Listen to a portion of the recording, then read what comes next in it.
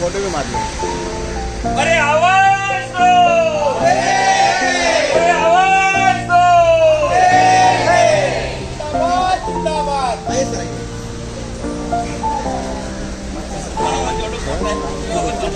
थोड़ा थोड़ा ले लो। Was spent and ultimately we lost. So judiciary is the last resort. AIBRF's philosophy is very clear. When the masses are there, we believe in our strength. We believe in our solidarity. Here, the strength itself shows the commitment. Pension of nation, लेके रहेंगे। Pension of nation, pension of nation। तो मंच पे विराजमान हमारे अध्यक्ष आज के समारोह के Now we have to stand and fight for our own. Friends, in our constitution, a single caste person can go to parliament. A regional party person can go to parliament. A person with any other group can go to parliament, which is the highest body, which is negotiating for entire India. Are we not, we are pariah dogs? Can we not represent our retirees? तो इस प्रकार से हमको अपनी मांग को बहुत जोर शोर से इसको उठाना है और इसको आगे बढ़ाना है। और मैं आपको विश्वास दिलाता हूँ ये बिहार की तरफ से योग बिहारों की तरफ से कि हम ये लड़ाई में पीछे हटने वाले नहीं है और जल्दी से जल्दी होगा। करना होगा। आपकी फोटो खींच रहे मेरी नहीं खींच रही है, जरा हाथ उठा करके करना होगा, करना होगा, करना होगा।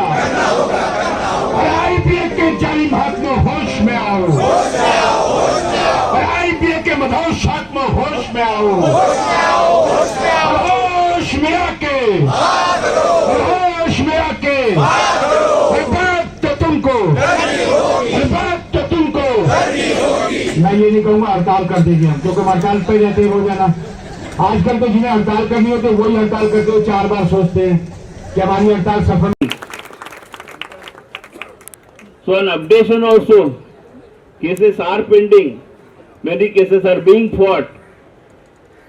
We had our experience on 100% DA, highest court. They recalled the case of Chennai, clubbed with the Calcutta. Everybody was hopeful. Large amount was spent and ultimately we lost. So judiciary is the last resort. AIBRF's philosophy is very clear. When the masses are there, we believe in our strength. We believe in our solidarity. And all of us who have assembled here, the strength itself shows the commitment. Because all of us know the importance of trade union. We developed our careers in the bank because of trade union. And naturally, even at this age, we are coming in this big Azad Maidan.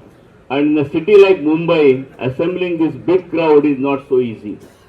Even our own children, they laugh us at many times. अरे आप भी जाके वहाँ जिंदाबाद मुर्दाबाद करोगे।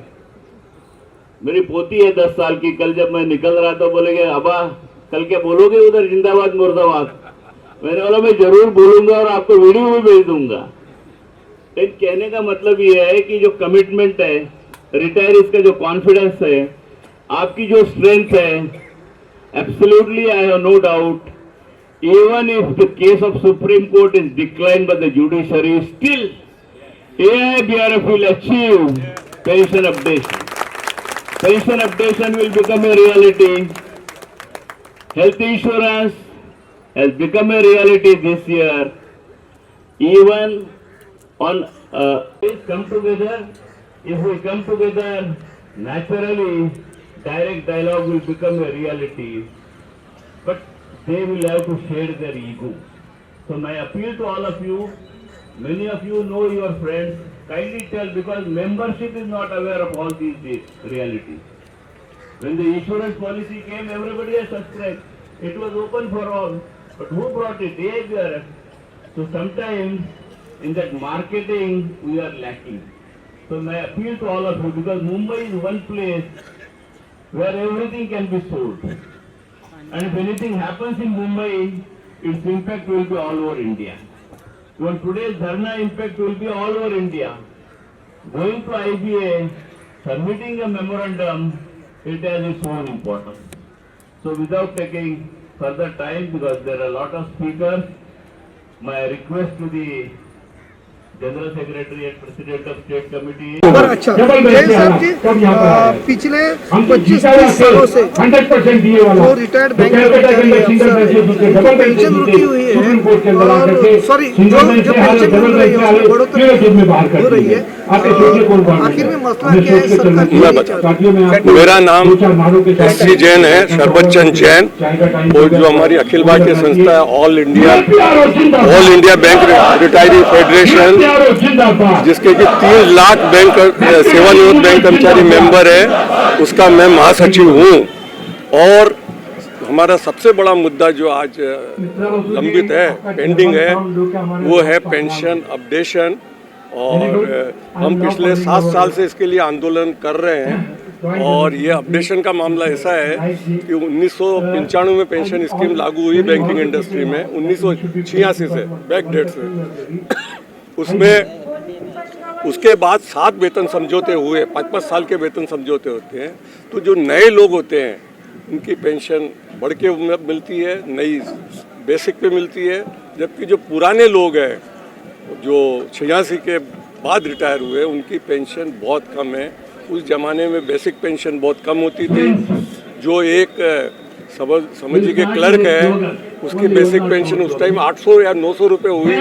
आज जो नया क्लर्क उसी कैटेगरी का रिटायर हो रहा है उसको 25-26 हज़ार बेसिक पेंशन। तो एक बहुत बड़ा फ़र्क है। महंगाई, स्टैंडर्ड ऑफ लिविंग, टेक्नोलॉजी सबके लिए एक है। सबको बाजार में कोई सस्ता नहीं मिलता पुराने लोगों। तो ये बहुत बड़ी समस्या हो रही है। ये जीवन यापन से को अफेक्ट कर रही है। कोई लग्जरी नहीं चाहिए। सर, देश का जो बजट है 45 लाख करोड़ के आसपास है, थोड़ा आगे पीछे होगा। उसमें से 4 लाख करोड़ रुपया सरकार के पास पड़ा है, तो उसमें से कुछ यूटिलाइजेशन हो सकता है आपसे? बिल्कुल हो सकता है। पेंशन फंड काफ़ी बड़ा है, सब बैंकों का मिला के 3.5-4 लाख करोड़ पेंशन फंड है।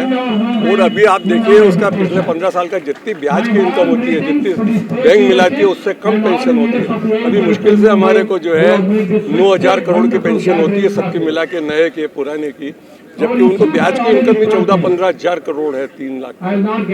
तो पैसा तो समस्या नहीं है, सरकार की नीयत चाहिए, बैंक के मैनेजमेंट की नीयत चाहिए। पुराने लोगों को छोड़ देती है, इतनी कम है, इतना फर्क है कि आप कल्पना नहीं कर सकते। फाइनेंस मिनिस्टर है नलिनी सीतारमण, उनका क्या कहना है? उनसे कोई बातचीत? फाइनेंस मिनिस्टर से हम 6 बार मिल चुके हैं, 6 बार मिल चुके हैं। हर बार वो आश्वासन देते हैं, मैडम देती है कि हम आपकी पेंशन अपडेट के बारे में देखेंगे।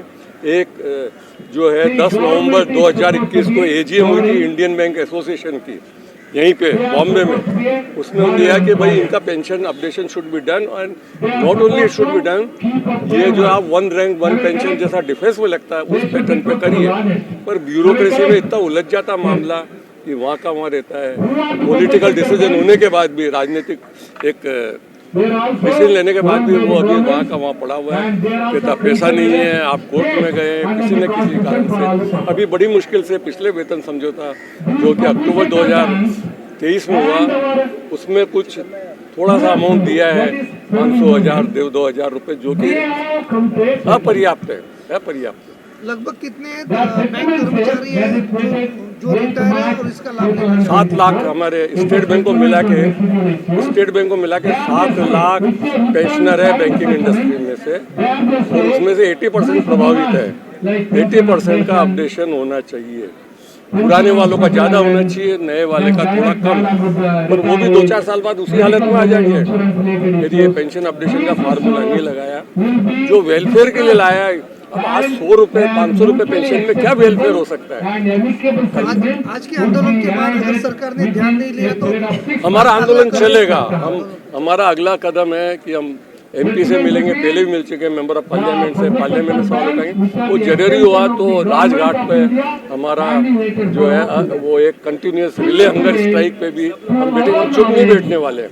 और हमारी बहुत सी उपलब्धि आई है जब हमको करा, तो ये हमारा पूरा प्लान है। और यहाँ हम ये 13वां आंदोलन है सितंबर से। हमने दिल्ली में किया, जयपुर में किया, लखनऊ में किया, कलकत्ता में किया, पटना में किया, त्रिशूल में किया, हैदराबाद में किया, विजयवाड़ा में किया। तो हमारा ये चला। अच्छा, thank you. Dear press reporters, आज का ये जो धरना कार्यक्रम है हमारा, ये all India bank retirees federation और यूप्रो यानी united forum of bank retirees organisation की तरफ से है। ये धरना कार्यक्रम हमारी जायज़ एक मांग है कि उसमें आपको आज अपडेशन ऑफ पेंशन जो 30 साल से पेंडिंग है वो इशू अभी तक इंडियन बैंक्स एसोसिएशन और डिपार्टमेंट ऑफ फाइनेंस सर्विसेज यानी गवर्नमेंट ऑफ इंडिया की तरफ से हमें अभी तक उसके सैंक्शन नहीं मिला है। उसके लिए हमारा ये धरना प्रोग्राम चल रहा है। देश भर में आज तक कम से कम 10 धरना प्रोग्राम हुए हैं बड़े बड़े शहरों में। और ये हमारी इतनी जायज़ मांग है कि सरकारी वेतन, कर्मचारियों की वेतन जो है, चाहे केंद्र सरकार हो चाहे राज्य सरकार हो, उनकी सबकी बढ़ोतरी होती है पेंशन की।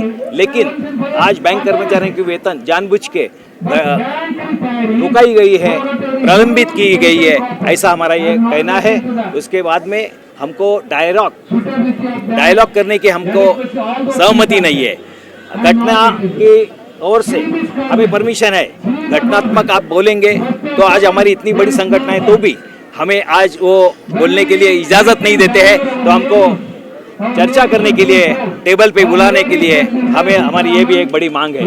GST का भी इशू है हमारा कि जो मेडिक्लेम के ऊपर GST आज लगाया जा रहा है 18%, वो भी कम होना चाहिए, ऐसे एक मांग है। ये हमारी प्रमुख मांग है कि इसके बारे में अपडेशन, ये हमारी मदर डिमांड है। आज के धरना प्रदर्शन के बाद लड़ाई को लेकर कहां तक जाएंगे? देखो, आज हम लोग इंडियन बैंक्स एसोसिएशन में जा रहे हैं। इंडियन बैंक्स एसोसिएशन में हम लोग आज चेयरमैन को मेमोरेंडम देंगे और अगर ये मांग उनकी नहीं सुनते हैं तो हमें आगे की लड़ाई सोचनी पड़ेगी। उसके लिए हमारी 21 तारीख को फरवरी को हैदराबाद में सेंट्रल कमेटी मीटिंग हो रही है, उसमें हम लोग उस आगे का प्रोग्राम हम डिक्लेयर करेंगे। किन मुद्दों को लेकर धरना प्रदर्शन कर रहे हैं? किन मुद्दों को लेकर के धरना प्रदर्शन कर रहे हैं? क्या मांगे हैं आपकी? देखिए, हमारा पेंशन रेगुलेशन 1993 में हुआ, 90 में से लागू हो गया। आज तक हमें अपडेशन नहीं मिला, जबकि गवर्नमेंट एम्प्लॉइज़ का और स्टेट गवर्नमेंट का हर 5 साल हर 10 साल के बाद में होता है। हमारे पास ये होता नहीं है पहली बार। और हर 5 साल में एग्रीमेंट होता है और वो एक अलग तरीके का होता है। हर 5 साल का एक अलग अलग आलैन बन रहा है। हमारी मांग इतनी है, वो तो तफावत रह गई 2-2.5% की हर बाइपार्ट में, उसको वही चाहिए और कुछ नहीं चाहिए, पहली बात। दूसरी बात, यहाँ पर समझो कि कोई टेररिस्ट होगा, कसाब या कोई दूसरा आदमी, उसको पूछी जाती है कि तेरी रजा क्या है। 28 साल से हमारा ऑर्गेनाइजेशन सिर्फ हमारा AIBRF 2,75,000 का है, लेकिन कभी हमको बुलाया नहीं कि आपकी रजा क्या है, आपको क्या डिमांड्स है। हमारा जो इंश्योरेंस है गवर्नमेंट ने दिया है, इनको भी इंश्योरेंस दे दो। एग्जिस्टिंग एम्प्लॉयज़ का किस्त बैंक भरती है और हम हमारा किस्त भरते हैं, उसके बावजूद हमको कहीं बुलाया नहीं जाता कि कौन सा वाला चाहिए, क्या किस्त होगा, क्या उसके कंडीशन, हमारे साथ कुछ बात नहीं करते। तो इसी यही डिमांड्स है हमारे। और हर साल हर 5 साल में जब भी बाइपार्ट होता है, एक अलग अलग आइलैंड होता है। जो 5वें वेतन के अंदर जो हमारा जो बाइपार्टाइट में था और अभी 13वें में जनरल मैनेजर से ज़्यादा क्लार्क का पेंशन, यही हमको निकालना चाहिए। और ये हमको जो मिल रहा है ये हमारे पैसे, हमारा कंट्रीब्यूशन हमने बैंक को दिया हुआ है, ऐसा नहीं कि गवर्नमेंट दे रहा है। हमने 50% हमारा जो भी है उनको दे करके हम उसके बदले में मांग रहे हैं और कुछ नहीं। और हमारे अब 1.5-2 लाख आदमी गुजर गए, उनके फैमिली को खाली 30% मिलता है। हम 50% मांगते हैं, वो भी नहीं मिलता है। तो हम कहाँ जाएं? अगर हम पॉलिटिक्स में गिर जाएंगे, अगर हम जुड़ जाएंगे अगर सीनियर सिटीजन फोरम के साथ जिसकी तादाद 13 करोड़ है, तो ये वोट बैंक बन सकता है। हम गवर्नमेंट एम्प्लॉइज है इसलिए हम इसको टालते हैं कि हमको कोई शिक्का नहीं चाहिए, एक पार्टी है वो पार्टी नहीं। हम जायज़ मांगे मांग रहे हैं, अगर नहीं देंगे तो एक बार वो भी नौबत आ जाएगी कि हम एक सिटीजन फोरम बना करके हमारा कैंडिडेट थैंक यू आपने बुलाया, बात करने के लिए। Thank you very much. इससे ज़्यादा तो कुछ है ही नहीं। Thank you.